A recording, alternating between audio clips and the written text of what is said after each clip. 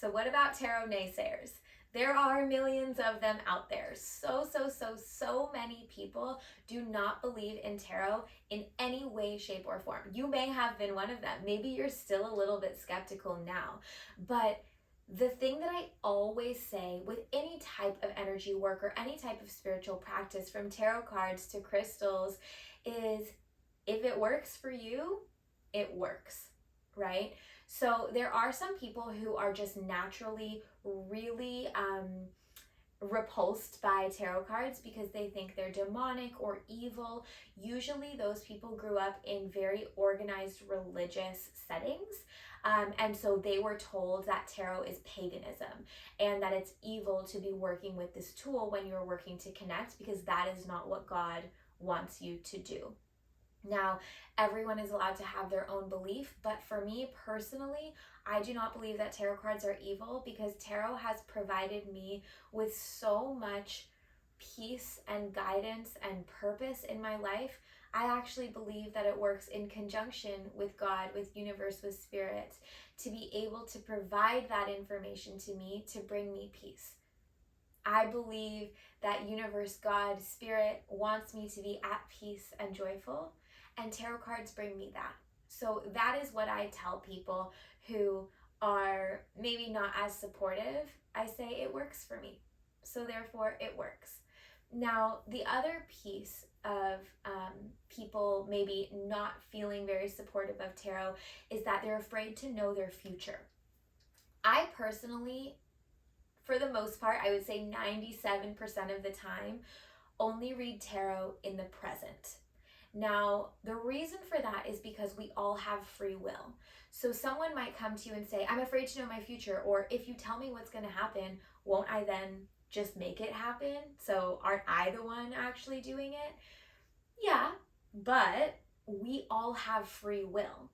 So we don't just blindly follow the path. We are active participants in our lives, and we choose what it is we want and what we don't want.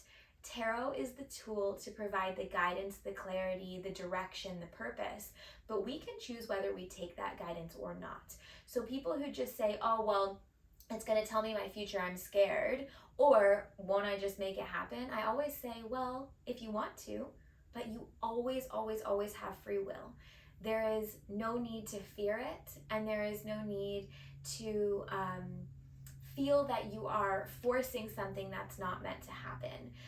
With all of that said, though, as mentioned, I like to focus on tarot very much in the present moment, navigating what's going on now, so that I am then able to make my own informed, aligned, connected decisions moving forward.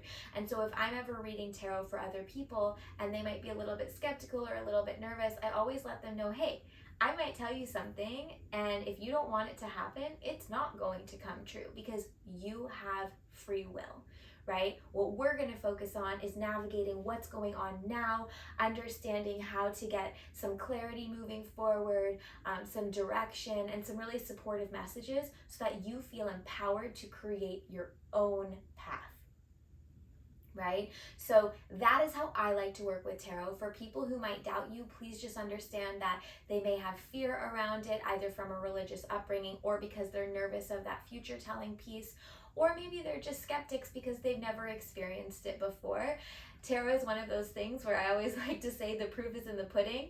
Give it a try one time. If it doesn't work for you, then that's okay. Maybe you have other things that call to you, such as oracle cards, which are a little bit simpler, or meditation, or direct channeling, or any of the other myriad of things that exist in the spiritual space.